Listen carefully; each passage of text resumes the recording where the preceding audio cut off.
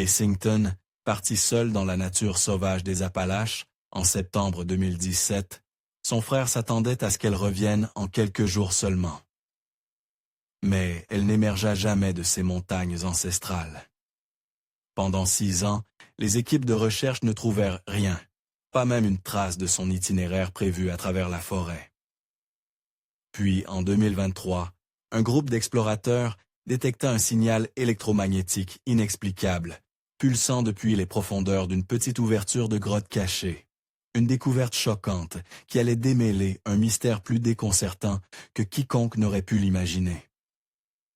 Les montagnes des Appalaches ne se contentent pas de garder des secrets. Elles créent le silence, et le mardi 19 septembre 2017, le silence, là où la voix de Jasmine Kensington aurait dû se trouver, devenait assourdissant. Pour son frère, Andrew, la journée se déroula en une série de petits rituels anxieux. Il vérifiait son téléphone, fixait l'écran vide où un message texte aurait dû apparaître, puis se forçait à le reposer. Jasmine était censée avoir émergé du sentier l'après-midi précédent. Lundi au plus tard, elle aurait conduit jusqu'à la ville la plus proche avec du réseau cellulaire, envoyé un texto triomphant « Je suis vivante » et crasseuse, puis l'aurait appelé sa voix bourdonnant de l'énergie qu'elle puisait toujours de la nature sauvage. Mais lundi était passé sans rien. Maintenant, mardi, se muait en soirée et le silence de son téléphone semblait lourd, contre nature. Andrew raisonnait avec lui-même. Jasmine avait 32 ans. C'était une randonneuse expérimentée et farouchement indépendante. Une cheville foulée, un sentier inondé, forçant un long détour, un simple mauvais calcul du temps, tout cela était plausible. Elle était capable. Elle savait comment se débrouiller. Il répétait ce mantra, mais à chaque heure qui passait, les mots semblaient le plus creux. Ce voyage était différent. Elle était partie seule. Ce n'était pas censé être une expédition en solo. Pendant des semaines, le plan avait été que Jasmine parte avec Nathan Caldridge, un ami proche de son cabinet d'architecture. Ils s'étaient de lier autour d'une frustration commune avec la vie urbaine et un amour pour les paysages accidentés. Ils avaient étalé des cartes sur leur bureau pendant les pauses déjeuner, traçant des itinéraires avec leurs doigts, planifiant un trek de 5 jours qui repousserait leurs limites. Mais la veille de leur départ prévu, Nathan avait appelé Jasmine, sa voix un croassement misérable. Un violent virus intestinal soudain l'avait mis hors d'état. Il était profondément désolé, mais il n'y avait aucun moyen qu'il puisse partir. Andrew l'avait exhorté à reporter, mais Jasmine était résolue. Elle avait déjà pris congé du travail, un rare bloc de liberté ininterrompu dont elle avait désespérément besoin. Les montagnes l'appelaient, une obsession qui avait pris racine fermement seulement 2 semaines plus tôt, quand elle et Andrew avaient fait une courte randonnée d'une journée dans une partie plus accessible de la chaîne. Elle avait été captivée par les anciens sommets ondulants et la verdure pure et écrasante de tout cela. Elle devait y retourner. Partir seule ne l'effrayait pas. La pensée de rester à la maison, piégée dans son appartement, était bien pire. Alors, elle avait emballé son équipement, rassuré son frère qu'elle s'en tiendrait à l'itinéraire prévu, et était partie. Le mercredi matin, les rationalisations s'étaient évaporées, remplacées par un œuf froid et dur de peur dans l'estomac d'Andrew. Il passe à l'appel. Il parle à un répartiteur calme et professionnel au bureau du shérif du comté, sa propre voix tendue, alors qu'il expliquait la situation. Il leur donna son nom, Jasmine Kensington, son âge, 32 ans, sa description. Il détaille à sa voiture, une berline, et le point de départ spécifique du sentier où elle avait l'intention de commencer sa randonnée. Un point d'accès isolé, connu pour son terrain difficile. Le répartiteur l'assura qu'un garde forestier serait envoyé pour vérifier la zone de stationnement. Quelques heures plus tard, l'appel revint. Un garde forestier avait remonté la route de gravier sinueuse jusqu'au début du sentier. Le parking était vide, sauf pour un véhicule, une berline, couverte d'une fine couche de poussière et de pollen, garée proprement sous l'ombre d'un grand chêne. La découverte était une épée à double tranchant. Elle confirmait qu'elle était arrivée en toute sécurité et était entrée dans la nature sauvage comme prévu. Mais cela signifiait aussi que pendant 5 jours complets, elle avait été quelque part à l'intérieur de cette vaste étendue impitoyable de forêt, et elle n'en était pas sortie. Le rapport officiel de personnes disparues fut déposé. La recherche était sur le point de commencer. Andrew envoya par courriel à la police la photo la plus récente qu'il avait de sa sœur. Elle provenait de cette randonnée qu'ils avaient faite ensemble seulement 2 semaines auparavant. Sur l'image, Jasmine est perchée sur une branche d'arbre moussue et noueuse, son visage illuminé d'un large sourire sincère. Elle porte une veste bleu vif, une casquette orange vif repoussée sur ses cheveux bruns, et un grand sac de randonnée est attaché à son dos. C'était une image de pur bonheur et de confiance. Une encapsulation parfaite de la femme qui était maintenant perdue. Cette image, destinée à être un souvenir chéri d'une journée joyeuse, était maintenant un outil crucial dans une course désespérée contre le temps. Le visage d'un mystère qui ne faisait que commencer à se dérouler. La réponse initiale fut un modèle d'efficacité, une vague d'ordre humain contre le chaos de la nature sauvage. Un poste de commandement fleuri au bord du parking de gravier où la berline de Jasmine était assise. Une sentinelle silencieuse et solitaire. Des tentes blanches, des tables pliantes couvertes de cartes topographiques et le crépitement de multiples fréquences radio remplissaient l'air. Des voitures de police d'État et des camions de gardes forestiers s'alignaient sur la route. Leurs lumières clignotantes, atténuées par le brouillard matinal dense, accrochant au valet. C'était la ligne de front de la recherche de Jasmine Kensington, une petite île d'activité déterminée sur le rivage d'un immense océan vert indifférent. Les premières équipes partirent à l'aube. Elles étaient en composé de gardes forestiers chevronnés et d'adjoints du shérif local, des hommes et des femmes qui comprenaient en ce terrain. Ils se déplaçaient avec une économie pratiquée. Leurs yeux scrutant non seulement le sentier, mais la périphérie, les forêts de rhododendrons, les berges abruptes et glissantes de feuilles des ruisseaux, les creux semblent entre les arbres anciens. Leur stratégie était méthodique, basée sur l'itinéraire que Jasmine avait décrit à son frère. Ils commençaient à être au début du sentier et travaillaient vers l'extérieur, suivant le chemin principal, tandis que de plus petites équipes se ramifiaient pour vérifier les crêtes parallèles et les fossés de drainage. Des endroits où un randonneur pourrait glisser et tomber hors de vue. Au 2e jour, l'opération avait gonflé. Des équipes de bénévoles de recherche et sauvetage, SR de 3 comtés, arrivèrent, apportant avec elles leurs propres expertises et équipements. Des unités canines furent déployées, leur maître donnant aux chiens un article odorant, un t-shirt de l'appartement de Jasmine, avant de les laisser travailler le sentier. Les chiens tiraient sur leurs laisses. Le nez au sol, mais la piste olfactive semblait se dissiper à quelques centaines de mètres du parking, un problème courant dans l'environnement humide et complexe du sol forestier.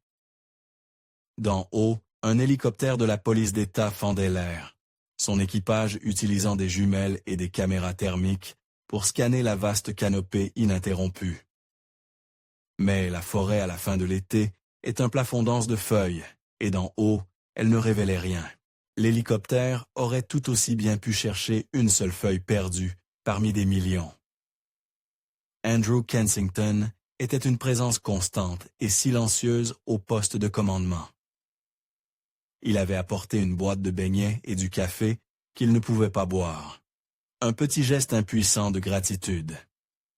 Il étudiait les cartes aux côtés du coordinateur de recherche, un garde forestier, buriné et bronzé par le soleil nommé Frank Miller. Frank pointait des sections de la carte expliquant les grilles de recherche du jour d'une voix calme et régulière. Mais Andrew pouvait voir l'ampleur du défi. Les lignes sur la carte étaient propres et précises. La réalité qu'elles représentaient était un monde emmêlé et vertical de roches, de racines et d'ombres. Chaque heure qui passait ressemblait à un poids physique pesant sur lui. Pendant une semaine, la recherche ne donna rien. Pas une empreinte, pas un emballage de barres de céréales jetées, pas un seul signe que Jasmine était passée par là. C'était déconcertant. Même dans un accident, une randonneuse aussi expérimentée que Jasmine aurait laissé une trace. Les chercheurs eux-mêmes laissaient plus de signes de leur passage qu'ils n'en trouvaient d'elle. L'humeur au poste de commandement devint plus sombre.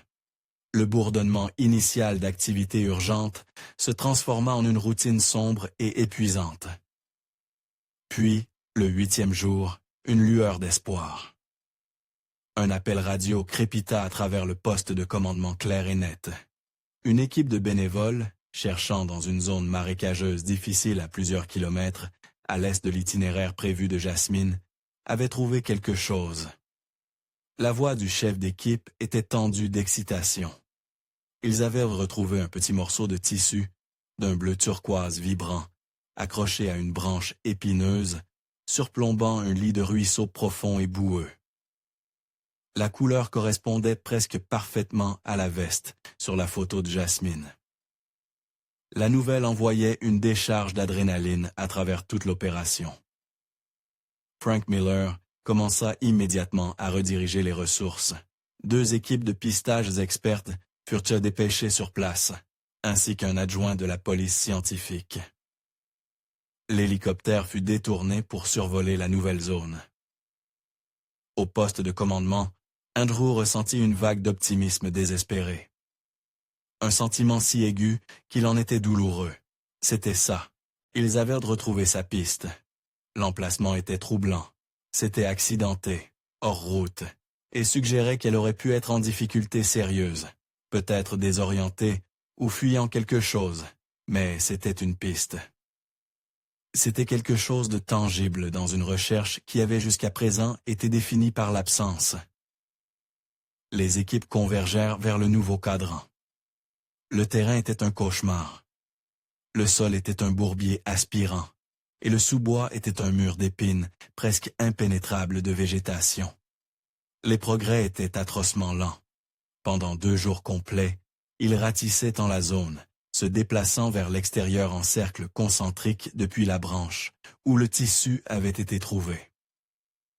Ils combattèrent les insectes, la chaleur et la menace constante de chevilles, tordues et de chutes.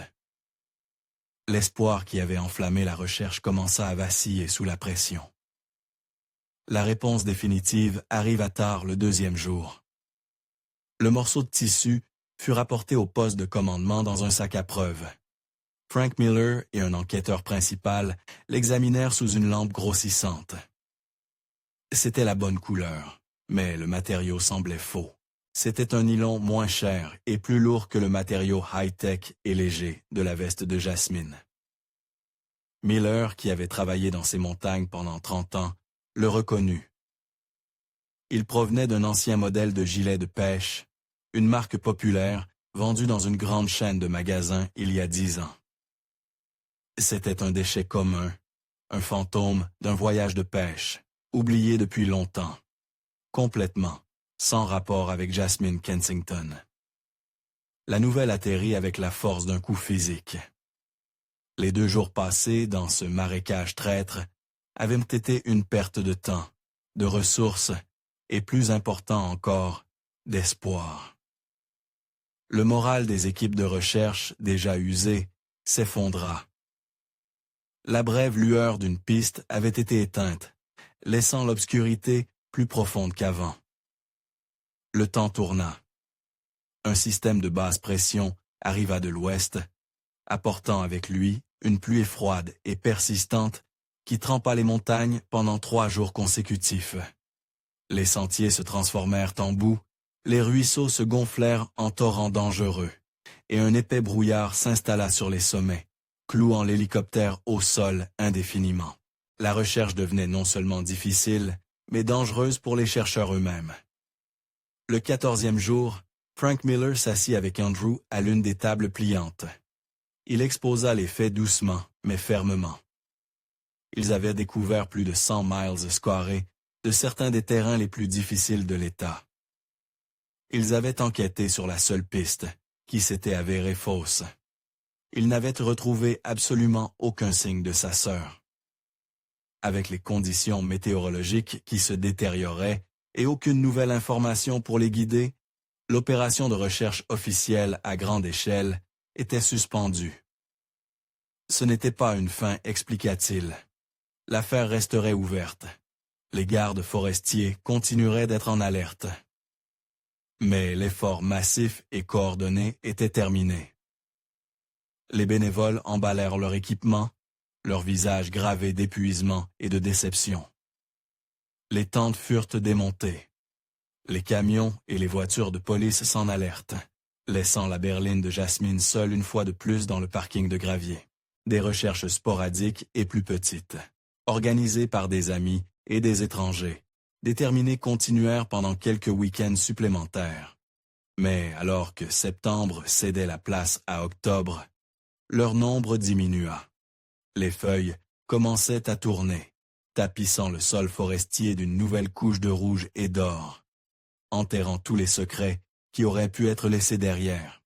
La nature sauvage des Appalaches redevint silencieuse, ayant avalé Jasmine Kensington tout entière, ne laissant derrière elle qu'une photographie et une série de questions sans réponse. 2 ans passèrent pour Andrew Kensington. Le temps avait remodelé son chagrin d'une panique aiguë et frénétique, en une douleur sourde et chronique. Le monde avait, par nécessité, continué. L'appartement de Jasmine fut finalement vidé. Ses affaires triaient et stockaient dans des boîtes qui reposaient dans le garage d'Andrew, monument silencieux à une vie interrompue.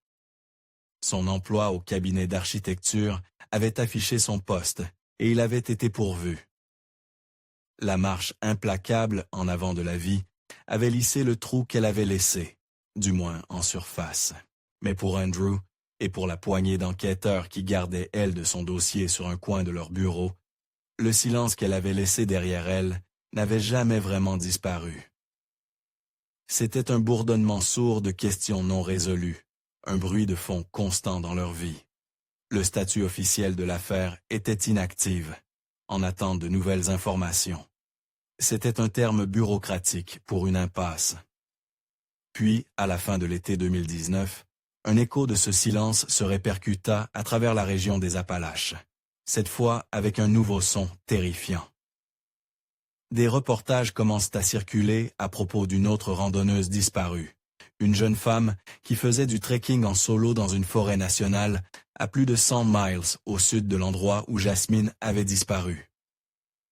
Mais cette fois, la femme n'était pas seulement disparue. Après une recherche d'1 semaine, son corps fut trouvé. Elle avait été agressée et laissée dans une tombe peu profonde, grossièrement dissimulée juste à côté d'un sentier populaire. Le crime était brutal, personnel, et il envoya une onde de choc de peur à travers la communauté soudée des randonneurs.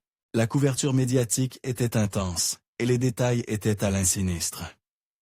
Le coupable avait laissé derrière lui une scène de violence, mais aucune piste médico-légale claire.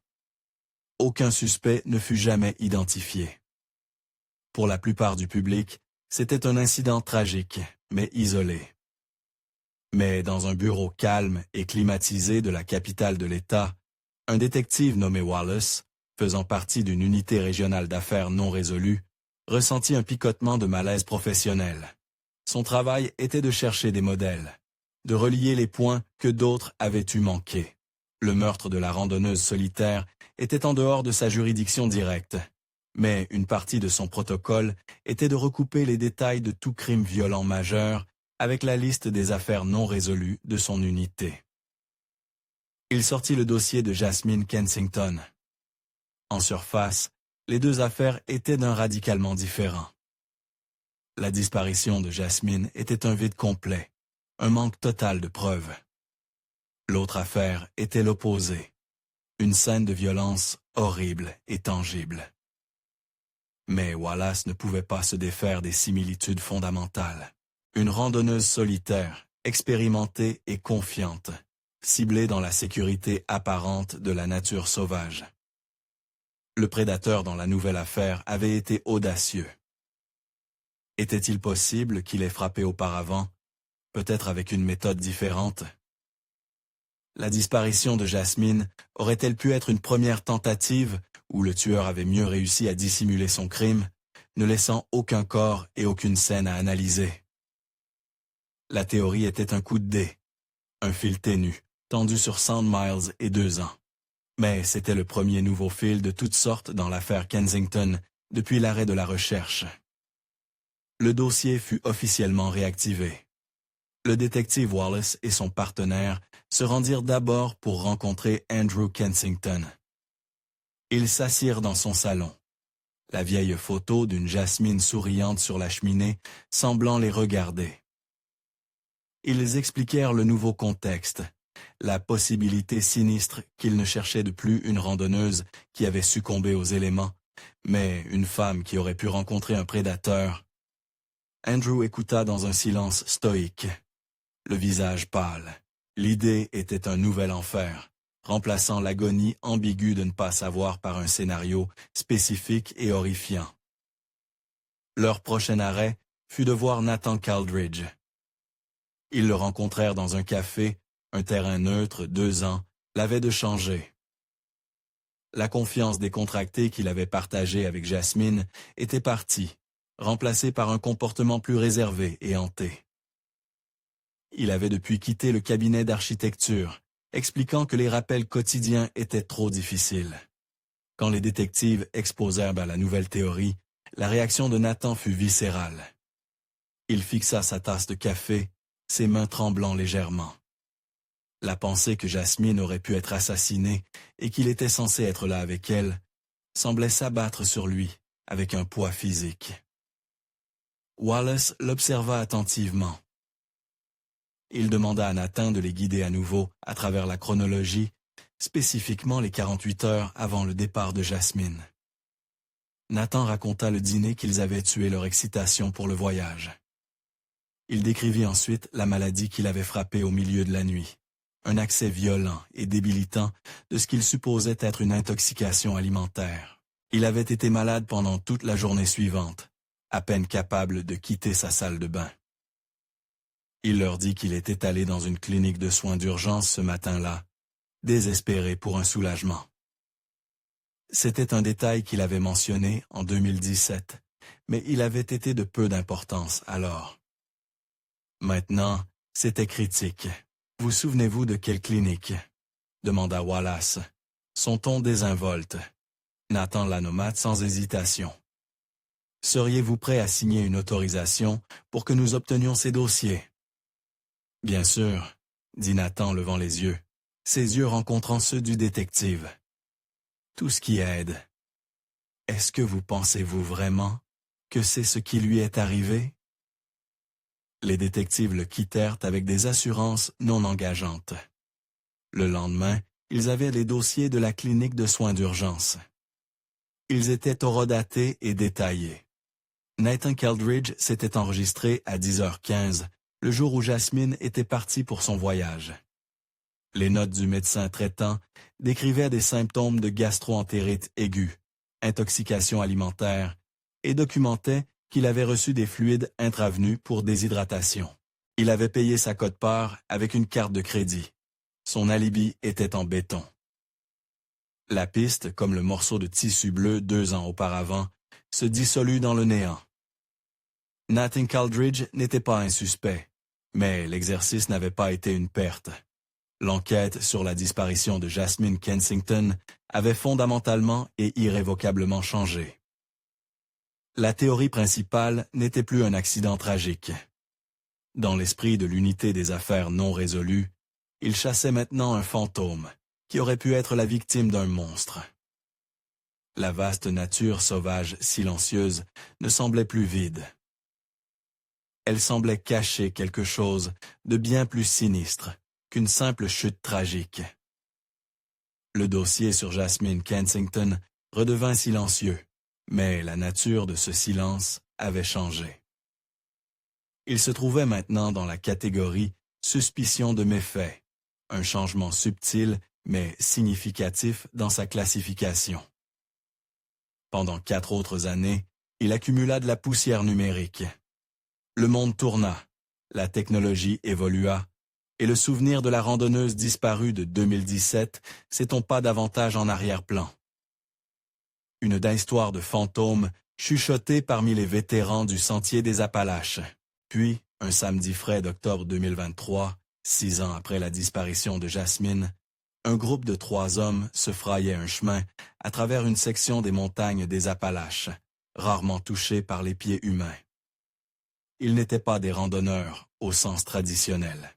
Ils étaient membres d'une petite communauté de niche qui s'appelait eux-mêmes le groupe d'études géologiques des Appalaches. C'était un nom plutôt formel pour ce qui était essentiellement un passe-temps né d'une fascination partagée pour les forces invisibles de la Terre. Armés d'une gamme d'instruments scientifiques sensibles, ils recherchaient des anomalies géologiques et magnétiques, espérant cartographier des veines minérales non découvertes, des systèmes de grottes non documentés, ou simplement satisfaire leur propre curiosité sur l'architecture cachée de la planète. Le leader du trio, un ancien technicien informatique de 40 ans nommé Marcus, était en tête, les yeux sur l'écran d'un appareil noir portatif. C'était un Latnex AF5000, un détecteur EMF sophistiqué, capable de détecter un large spectre de champs électromagnétiques. Pendant la majeure partie de la journée, l'appareil avait été prévisiblement placide, ne montrant que le faible bourdonnement de fond du champ magnétique naturel de la Terre. Mais alors qu'il traversait une pente raide et densément boisée, couverte d'un épais tapis de feuilles d'automne, l'appareil s'anima soudainement. Marcus s'arrêta, levant la main à ses compagnons, Ben et Léo. Il jeta un coup d'œil à l'écran. Les chiffres numériques grimpaient rapidement, 20, 45, 60. Un graphique à barres rouges sur l'affichage s'alluma, indiquant un champ magnétique fort. Il fit un pas à sa gauche, et les chiffres chutèrent. Il revint à droite, et ils remontèrent en flèche, culminant à un constant et inexplicable 87 milligauss. « Qu'est-ce que c'est ?» demanda Ben, s'approchant derrière lui. « Je n'en ai aucune idée. » Marmonna Marcus, les sourcils froncés. « Nous sommes à des kilomètres de toute ligne électrique. Il n'y a aucune infrastructure ici. Mais j'ai un champ magnétique fort et très localisé. C'est comme s'il y avait un aimant géant enterré juste ici. » Le signal était incroyablement précis. Il était puissant dans un rayon de 5 pieds et pratiquement inexistant au-delà. Ce n'était pas une anomalie géologique naturelle qui serait généralement beaucoup plus large. C'était autre chose. Poussés par l'énigme, les 3 hommes commencent à dégager l'épaisse couche de feuilles mortes et de débris forestiers du sol au cœur du signal. Ils utilisèrent leurs mains et le bout de leurs bottes, grattant des années de décomposition accumulées. Sous les feuilles, ils le trouvaient. Ce n'était pas une entrée de grotte au sens classique, pas une bouche béante sur une falaise. C'était une fissure, une fente verticale sombre dans la terre, partiellement obscurcie par un enchevêtrement de racines d'un arbre ancien et renversé. L'ouverture était étroite. Peut-être seulement 3 pieds de large, une blessure déchiquetée dans le flanc de la montagne qui semblait exhaler un air frais et humide. Marcus tint le détecteur EMF au-dessus de l'ouverture. La lecture de 87 resta stable, le signal émanant directement de l'obscurité. Le mystère était maintenant irrésistible. C'était exactement le genre de découverte pour laquelle leur groupe vivait. Après une brève discussion, ils décidèrent que Marcus, le grimpeur le plus expérimenté parmi eux, enquêterait. Ils déballèrent en leur équipement et Marcus s'attacha à un harnais de sécurité et à une corde, que Ben et Léo ancra solidement à un arbre vivant et robuste. Avec une lampe frontale attachée à son front, il alluma son faisceau blanc brillant, coupant dans l'obscurité profonde de la fissure. Il se baissa soigneusement dans l'ouverture. La descente initiale était serrée.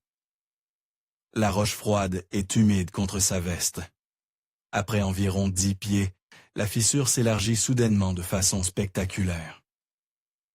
Il n'était plus dans une fente, mais au sommet d'une vaste chambre silencieuse. Il était suspendu dans l'espace libre. Il promenait le faisceau de sa lampe frontale à travers la caverne, révélant des parois rocheuses scintillantes et humides, qui s'étendaient bien au-delà de la portée de la lumière. L'air était immobile et ancien. Il regarda en bas le faisceau de sa lumière, ne trouva pas de sol. Il disparaissait juste dans une obscurité apparemment sans fond. Il était au sommet d'un puits vertical massif. Un frisson, qui n'avait rien à voir avec le froid, parcourut son épine dorsale. Il applauda à ses amis que la fissure s'ouvrait sur une énorme grotte avec une chute à pic. Alors que ses yeux s'ajustaient lentement à l'obscurité, il scanna le périmètre du puits en dessous. Et puis le faisceau de sa lampe frontale attrapa quelque chose. Loin en bas, à ce qu'il estimait être une chute d'au moins 60, peut-être 70 pieds, se trouvait une petite éclaboussure de couleur contre la roche sombre. Il plissa les yeux, concentrant le faisceau. Cela ressemblait à un tas de tissus, un sac de couchage peut-être, et un autre matériel à côté. Sa première pensée fut celle d'un vieux campignet, une relique laissée derrière il y a des décennies. C'était une découverte fascinante, mais cela n'expliquait pas le signal EMF. Il remonta l'esprit en ébullition. « Il y a du matériel là-bas », dit-il à Ben et Léo, en se hissant hors de la fissure. Un sac de couchage peut être un sac, mais c'est au fond d'un immense puits. Il n'y a aucun moyen que le signal de mon détecteur puisse venir d'aussi loin. Il doit être ici en haut. L'énigme du signal demeurait. Si la source n'était pas l'équipement en bas, elle devait être quelque part près de l'entrée. Laissant les cordes en place, Marcus commença une recherche plus méticuleuse de l'ouverture de la fissure. Il passa le détecteur EMF le long de chaque fissure et crevasse dans la paroi rocheuse. Le signal fluctuait follement jusqu'à ce qu'il tienne l'appareil près d'une petite alcôve sèche dans la paroi rocheuse juste à l'intérieur de l'entrée et à hauteur de poitrine. Le compteur hurla, le numéro 87, verrouillé sur l'écran. Il tendit la main dans l'alcôve. Ses doigts effleuraient sur quelque chose de froid, de plastique et de rectangulaire, coincé étroitement entre deux rochers.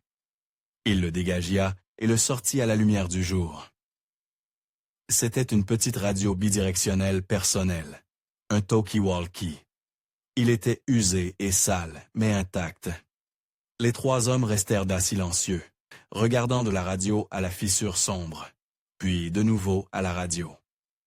Ce n'était plus une curiosité géologique. Une radio, intentionnellement placée pour diffuser un signal, associé à du matériel de camping abandonné au fond d'un puce mortel. C'était autre chose. C'était une scène. Avec une compréhension partagée et sinistre, Marcus sortit son téléphone satellite, un appareil qu'il transportait pour des urgences exactement comme celle-ci, et composa le 911. L'arrivée des forces de l'ordre transforma le flanc de montagne calme et isolé en un centre d'activité contrôlée et urgente. Les premiers adjoints répondants sécurisèrent Lawlassen leurs expressions sombres alors qu'ils regardaient dans la fissure sombre, écoutant le récit méthodique de Marcus de la découverte. Ils reconnurent immédiatement l'importance potentielle. Une affaire de personnes disparues dans cette zone, même vieille de plusieurs années, laisse une longue ombre. En quelques heures, l'information avait été relayée dans la chaîne de commandement et un détective de l'unité régionale des affaires non résolues, le détective Wallace, était en route. Lorsque Wallace arriva, la scène était déjà préparée pour une opération complexe. Il reconnut le nom Kensington au moment où le répartiteur relaya le lien potentiel. La découverte de l'équipement, décrit comme un sac de couchage et un sac à dos, correspondait fortement à la liste d'inventaire qu'Andrew Kensington avait fournie 6 ans auparavant. Wallace se tint au bord de la fissure, le même air frais et humide que Marcus avait senti respirer de la terre. Il regarda la petite radio noire, maintenant scellée dans un sac à preuves. C'était un objet sans prétention, mais il bourdonnait d'implications qui faisaient dresser les poils de ses bras. Une équipe spécialisée de sauvetage en grotte, CRT, fut appelée, une unité de pompiers et de paramédics, avec une formation avancée en sauvetage par corde verticale. Leur arrivée apporta un nouveau niveau de précision technique à la scène. Ils établirent un système complexe d'ancrage et de poulies, leurs cordes aux couleurs vives, contrastant fortement avec les tons sourds de la forêt. Le plan était double. D'abord, descendre en rappel en toute sécurité dans le puits, dû pour documenter et récupérer l'équipement. Deuxièmement, mener une recherche initiale de la caverne immédiate pour tout autre signe de présence humaine. De membres du CRT, harnachés et casqués, descendirent l'eau dans l'obscurité. Leurs lampes frontales coupaient à travers la pénombre, leur voix résonnant légèrement alors qu'ils communiquaient par leur radio de casque avec l'équipe de surface. Du fond de la chute de 60 pieds, leurs voix crépitèrent jusqu'à la surface. Nous avons un visuel sur les articles, un sac de couchage bleu, un grand sac à dos à armature, beige. Les deux semblent avoir subi des intempéries importantes. Ils documentèrent soigneusement la position des articles, avant de toucher quoi que ce soit. Le sac à dos était partiellement ouvert, son contenu légèrement renversé. Le sac de couchage était déroulé, comme si quelqu'un l'avait utilisé. Mais alors qu'ils balayèrent la zone avec leur puissante lumière, ils confirmeront le fait le plus critique. Il n'y avait pas de corps, il n'y avait pas de restes humains, pas même de fragments d'os visibles dans le voisinage immédiat de l'équipement. Les articles furent soigneusement emballés dans 2 grands sacs à preuve et laborieusement hissés à la surface. Alors qu'ils émergeaient à la lumière du jour, le détective Wallace et Andrew Kensington, qui avaient été notifiés et avaient conduit pendant des heures pour être là, regardaient. Le visage d'Andrew était un masque de sang-froid tendu alors qu'il identifiait le sac à dos. C'était celui de Jasmine. Il reconnut un patch distinctif qu'elle avait cousu sur l'une des sangles. Le mystère vieux de 6 ans avait finalement donné un indice tangible, mais il ne faisait qu'approfondir la question centrale. Où était-elle? Pendant que l'équipement était traité, la radio fut envoyée directement au laboratoire médico-légal de la police d'État. Elle fut remise à une technicienne nommée Sarah, une spécialiste en électronique et récupération de données. Son évaluation initiale était que l'appareil était en mauvais état. Son boîtier rayé et son compartiment de batterie montrant des signes de corrosion. Elle ne s'attendait pas à trouver grand-chose, mais quand elle le connecta à un outil de diagnostic, elle obtint une faible lecture de puissance. La batterie n'était pas complètement morte, c'était la première anomalie majeure.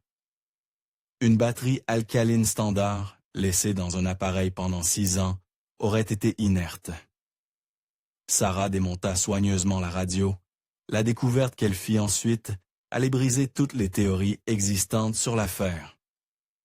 Sur la base du modèle spécifique des batteries au lithium à l'intérieur et de leur niveau mesuré de dégradation et de tension restante, elle pouvait créer une chronologie approximative. Ces batteries n'étaient reparistées dans cet appareil depuis 2017. Son estimation prudente était que la radio avait été activement allumée, diffusant sa balise intermittente pendant pas plus de 18 mois. Elle avait probablement été placée dans cette crevasse rocheuse quelque part au printemps, où elle était 2022. Quand le détective Wallace reçut le rapport de Sarah, il dut le lire 2 fois. Les implications étaient de stupéfiantes. Ce n'était pas la scène d'un accident vieux de 6 ans. Jasmine Kensington, ou quelqu'un avec sa radio, avait été vivant aussi récemment qu'il y a 1 an et demi. Elle n'était pas simplement tombée dans ce puits et avait péri. Le récit d'un accident de randonnée tragique était anéanti. La nouvelle chronologie soulevait 1000 nouvelles questions. Comment avait-elle pu survivre? Et si elle était vivante en 2022, où était-elle maintenant? L'objectif de l'enquête pivota avec une intensité vertigineuse. Ce n'était plus une récupération d'affaires non résolues, c'était une recherche active pour une personne qui pourrait encore être en vie. Le système de grotte devint le nouveau point zéro. Une équipe spéléologique professionnelle, des experts en cartographie de grottes, fut engagée pour créer une étude complète du réseau souterrain. Leur travail révélait la véritable échelle de ce qui se trouvait sous la fissure. Ce n'était pas une seule chambre, mais un labyrinthe tentaculaire de tunnels et de passages interconnectés, s'étendant sur des kilomètres dans plusieurs directions. Pendant 2 semaines, les cartographes travaillèrent, utilisant des outils de mesure laser et déployant de petits drones dans les chambres plus grandes. Au fond du système, à près d'un demi-mile du puits initial où l'équipement de Jasmine avait été trouvé, ils furent leur 2e découverte monumentale. Dissimulés dans un creux isolé et densément végétalisé à la surface, ils trouvèrent une autre entrée de la grotte. Celle-ci n'était pas une simple fissure. C'était une large ouverture archée, suffisamment grande pour y passer debout. Un sol en pente douce de terre battue descendait dans le réseau de cavernes principales. C'était une façon claire et relativement facile d'entrer et de sortir du système de grotte. Une porte naturelle qui montrait des signes d'utilisation animale occasionnelle. La découverte était un paradoxe. Toute l'affaire était maintenant équilibrée sur une série de contradictions. L'équipement de Jasmine était au fond d'un piège mortel, mais il y avait une sortie facile à proximité. Une radio était placée comme balise à l'entrée dangereuse, pas à la sûre. Elle était vivante pendant des années après sa disparition, mais elle n'avait jamais pris contact. La grotte avait livré certains de ses secrets, mais ce faisant, elle avait créé un mystère encore plus profond et troublant. La question n'était plus seulement ce qui était arrivé à Jasmine Kensington en 2017, mais ce qu'elle était devenue dans les années qui avaient suivi. La révélation que Jasmine Kensington aurait pu être vivante aussi récemment qu'en 2022 envoya des ondes de choc à travers l'enquête, forçant le détective Wallace et son équipe à démanteler toutes les théories qu'ils avaient et jamais construites. L'image d'une randonneuse solitaire perdue dans les éléments était partie, remplacée par le spectre bien plus complexe et obsédant d'une survivante à long terme. Ou peut-être d'une captive à long terme. Si Jasmine avait été vivante pendant 5 ans, sa disparition n'était pas un acte aléatoire de la nature. C'était un événement avec une cause humaine et potentiellement un coupable humain. Avec cette nouvelle lentille terrifiante, l'enquête se tourna vers l'intérieur, vers les personnes qui avaient peuplé la vie de Jasmine. Le cercle était petit. Jasmine était une personne privée, avec quelques amis proches et un frère dévoué. Dans le calcul brutal de l'enquête sur les homicides, la suspicion tombe souvent d'abord sur les plus proches de la victime. Andrew Kensington fut rapidement écarté. Son chagrin avait été brut, public et inébranlable pendant 6 ans, et ses actions avaient toujours été uniquement concentrées sur la recherche de sa sœur. Cela laissait un nom du dossier original qui persistait avec un faible point d'interrogation, sans réponse Nathan Caldridge. La suspicion était réticente, presque répugnante pour les enquêteurs.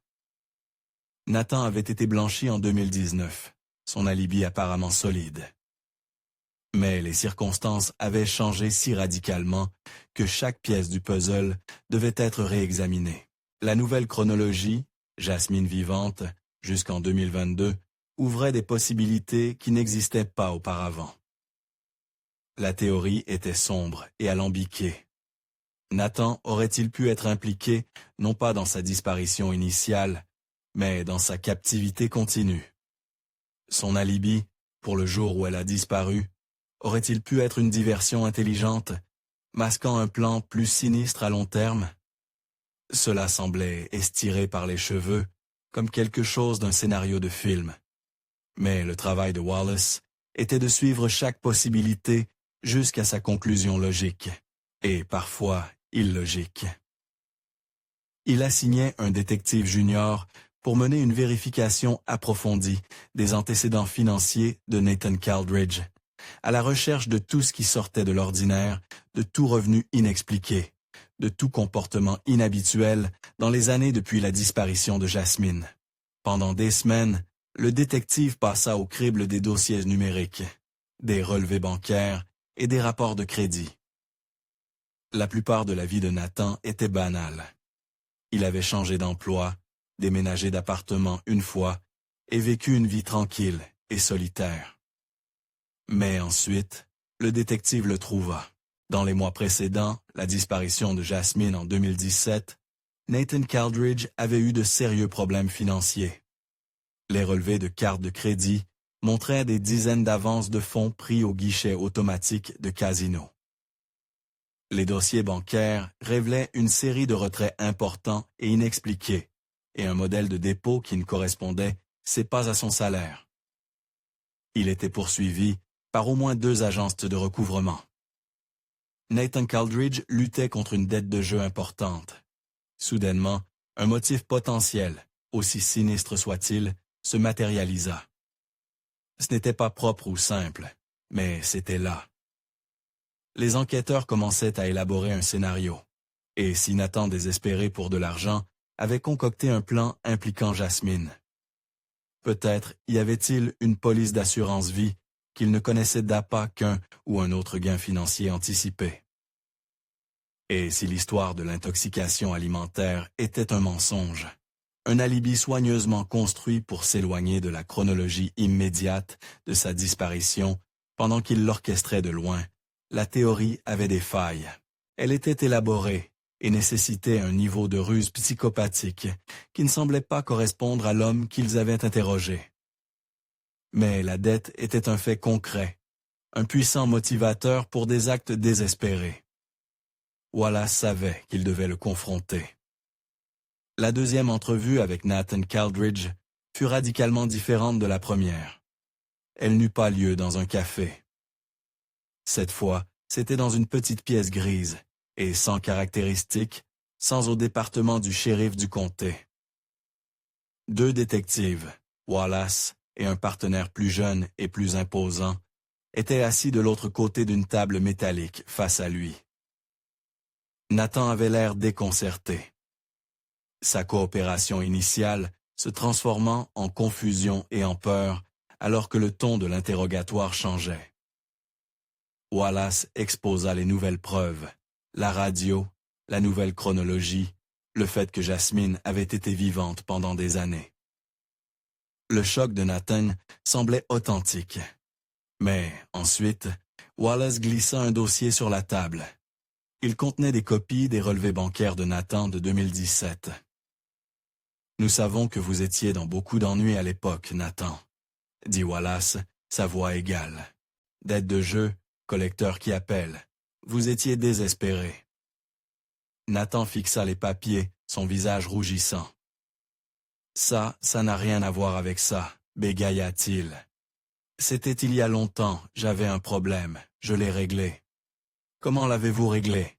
pressa le deuxième détective. « Jasmine, savait-elle pour vos dettes? Essayait-elle de vous aider? Avez-vous eu une dispute? » Les questions vinrent plus vite, plus dures. Ils le pressèrent sur chaque détail de son alibi. Aurait-il pu simuler l'intoxication alimentaire? Y avait-il quelqu'un qui pouvait vérifier qu'il était à la maison? Malade pendant toute la journée. L'implication pesait lourdement et suffocante dans la petite pièce. Qu'il n'avait pas seulement été impliqué dans sa disparition, mais l'avait en quelque sorte gardé caché pendant 5 ans. Nathan s'effondrait visiblement sous la pression, mais son histoire ne vacillait jamais. Il insista sur son innocence, sa voix se brisant avec un mélange d'indignation et de désespoir. Il a mis le problème de jeu, l'appelant la pire erreur de sa vie. Mais jura que cela n'avait rien à voir avec Jasmine. Il répéta les détails de sa visite à la clinique de soins d'urgence. Les détectives avaient déjà tiré le dossier complet. Ils connaissaient la réponse avant de poser la question. Ils avaient non seulement les dossiers d'enregistrement et le reçu de carte de crédit, mais ils avaient également réinterrogé le médecin traitant de la clinique. Le médecin, maintenant à la retraite, avait un souvenir clair du cas, uniquement à cause de ses notes détaillées. Il se souvenait d'un patient souffrant véritablement de déshydratation sévère, une condition difficile à simuler pour un professionnel médical formé. De plus, l'enquête financière approfondie avait également découvert comment Nathan avait résolu ses dettes. Fin 2018, près d'un an après la disparition de Jasmine, il avait reçu un modeste héritage d'environ 50 000 $ d'une grande-tante décédée. Les dossiers du tribunal des successions étaient d'un public et sans ambiguïté. L'héritage était légitime, attendu et complètement sans rapport avec Jasmine Kensington. C'était juste assez pour effacer ses dettes et remettre sa vie sur les rails. Après 4 heures d'interrogatoire intense, les détectives savaient qu'ils avaient atteint la fin de la ligne. Nathan Caldridge n'était pas leur homme. Son histoire était cohérente, et les preuves qui avaient initialement jeté des soupçons sur lui l'exonéraient de finalement. C'était un homme avec un problème passé, mais ce n'était pas un monstre.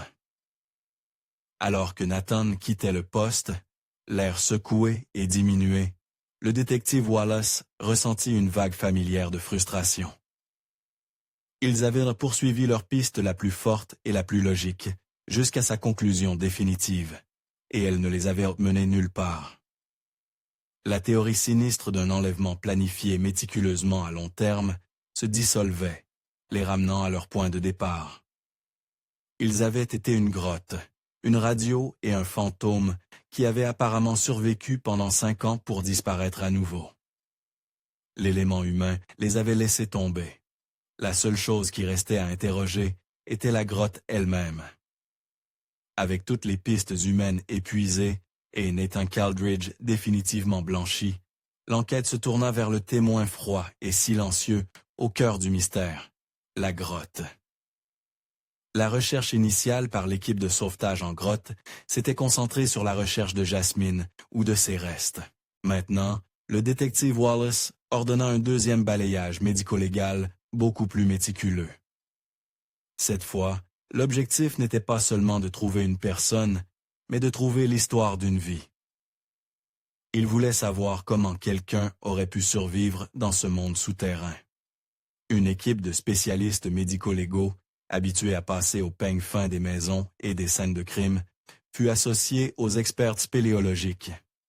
Pendant des jours, ils travaillaient nous sous les clades dures et stériles de projecteurs portables, transformant la caverne principale en laboratoire souterrain.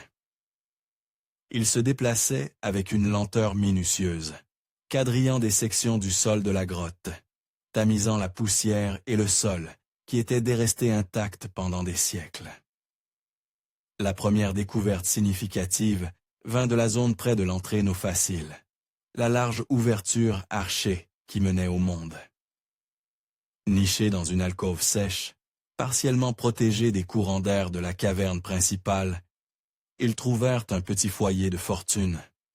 Ce n'était guère plus qu'un cercle de pierres noircies, mais la cendre à l'intérieur était un trésor. L'analyse médico-légale de la cendre révéla qu'elle contenait du charbon de bois de plusieurs types différents de bois, tous natifs de la forêt environnante. Plus important encore, la stratification de la cendre indiquait qu'elle avait été utilisée à plusieurs reprises sur une longue période. Ce n'était pas le site d'un seul feu de camp. C'était un foyer, un endroit où quelqu'un était revenu encore et encore pour se réchauffer et cuisiner. Près du foyer, ils trouvèrent plus, Une dispersion de minuscules os fragiles, presque perdus dans la poussière de la grotte. Un expert les identifia comme appartenant à de petits animaux, écureuils, lapins et même quelques espèces d'oiseaux vivant dans les grottes. À côté des os, ils trouvèrent plusieurs bâtons aiguisés. C'étaient des outils rudimentaires, leurs pointes durcies dans un feu, mais leur but était indubitable. C'étaient des lances ou des brochettes. Quelqu'un avait chassé, ramenant ses prises dans la grotte et les cuisinant sur le feu. L'épreuve peignait une image stupéfiante de survie, un témoignage de la résilience humaine qui frôlait l'incroyable. L'équipe commença à reconstituer une nouvelle théorie dominante, fondée non pas sur la malveillance, mais sur une lutte désespérée pour la vie. Cela avait probablement commencé par la chute. Jasmine, peut-être désorientée, ou ayant pris un mauvais virage dans les bois denses, était tombée dans la fissure invisible. La chute de 60 pieds aurait été catastrophique, mais son grand sac de randonnée bien rembourré aurait pu agir comme un airbag rudimentaire, amortissant son impact juste assez pour lui sauver la vie. Elle aurait été gravement blessée, os cassés comme motion cérébrale, traumatisme interne mais vivante, piégée dans l'obscurité au fond du puits. Dans ces heures ou jours initiaux, sa formation et sa volonté de survivre auraient pris le dessus. La radio, son seul lien avec le monde extérieur, aurait été sa priorité. Peut-être avant de tomber, ou dans un moment de désespoir alimenté par l'adrénaline après, elle réussit à la lancer vers le haut, espérant qu'elle atterrirait près de l'ouverture où son signal pourrait être capté. Ou peut-être dans un exploit de force incroyable, elle réussit à grimper partiellement sur la paroi de la fissure, avant que ses blessures ne la submergent, coinçant l'appareil dans la crevasse, comme un acte final et désespéré, avant de retomber au fond. Piégée et en agonie, elle aurait utilisé son sac de couchage pour se réchauffer et subsister avec la nourriture qu'elle avait dans son sac. Des semaines, peut-être même des mois, auraient pu passer de cette façon, alors que son corps guérissait lentement et douloureusement dans le froid absolu et sombre. Sa lampe de poche aurait été sa possession la plus précieuse, son faisceau, son seul soleil. C'est pendant cette période de récupération qu'elle a dû commencer à explorer, rampant ou boitant, à travers les passages menant loin du puits, cherchant une autre sortie. Et finalement, elle la trouva. La découverte de la grande entrée de sortie a dû ressembler à un miracle, une lumière littérale au bout du tunnel. Elle n'était plus une prisonnière. Elle pouvait partir. Cette nouvelle théorie expliquait le foyer, les os d'animaux, les bâtons aiguisés. Elle avait transformé la grotte de tombeaux en base d'opération. Elle avait appris à chasser, à faire du feu, à survivre. Elle était devenue une partie de la nature sauvage d'une manière qu'elle n'aurait jamais pu imaginer. Mais cette théorie, aussi convaincante qu'elle soit, créait aussi son propre paradoxe angoissant. Si elle avait trouvé la sortie facile, pourquoi n'avait-elle jamais récupéré la radio? La réponse la plus logique était aussi la plus simple. Les piles de sa lampe de poche s'étaient épuisées. Sans source de lumière, naviguer dans le labyrinthe complexe et noir de la grotte pour retourner à la fissure aurait été impossible. Un risque suicidaire. La radio, son dernier message dans une bouteille, était perdu pour elle, à jamais dans l'obscurité. Alors elle sortit de la grotte, laissant son ancienne vie derrière elle au fond du puits. Elle revint à la lumière du soleil, une survivante. Un fantôme revenu au monde des vivants. Mais l'histoire ne s'arrête pas là. Elle entre en collision avec une question finale et terrifiante. Après avoir survécu à la chute, aux blessures et à des années d'isolement, que lui est-il arrivé ensuite? Elle n'a jamais appelé son frère. Elle n'a jamais accédé à ses comptes bancaires. Elle n'a jamais essayé de récupérer sa vie. Elle est simplement sortie d'un mystère et entrée dans un autre. Le sous-entendu sinistre de la randonneuse assassinée de 2019, l'affaire qui avait brièvement rouvert son dossier, revint avec une force glaçante. Les enquêteurs étaient de maintenant hantés par une nouvelle possibilité encore plus tragique. Jasmine Kensington avait-elle accompli un miracle de survie, endurant des années de difficultés pour se guérir et gagner sa liberté, seulement pour sortir de cette grotte et croiser le chemin d'un prédateur humain? Avait-elle survécu à la nature sauvage seulement pour être consumée par le monde même qu'elle essayait de rejoindre? Pendant 4 mois, le détective Wallace et son équipe poursuivirent des pistes fantômes, refaisant le tour des villes dans un rayon de 50 miles de la grotte, montrant la photographie vieille de 6 ans de Jasmine à des gens qui n'avaient aucune raison de se souvenir d'un visage qu'ils auraient pu voir pour un instant fugace il y a plus d'1 an.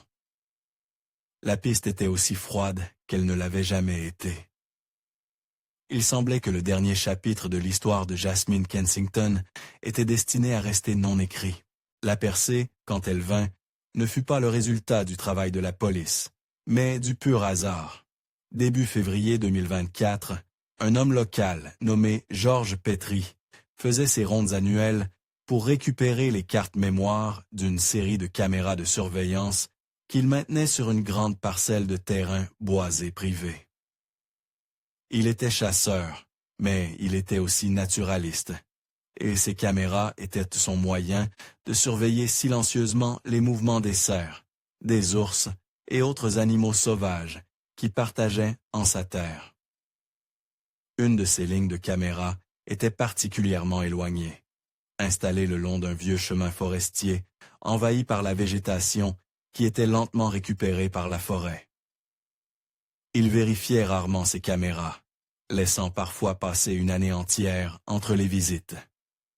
De retour dans son atelier poussiéreux, il s'assit avec une tasse de café pour examiner les images, un rituel qu'il appréciait.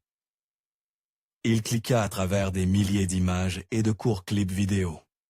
Une biche et son faon marchant délicatement à travers le sous-bois, un ours noir se grattant le dos sur un arbre, un raton laveur fixant l'objectif avec ses yeux brillants et masqués.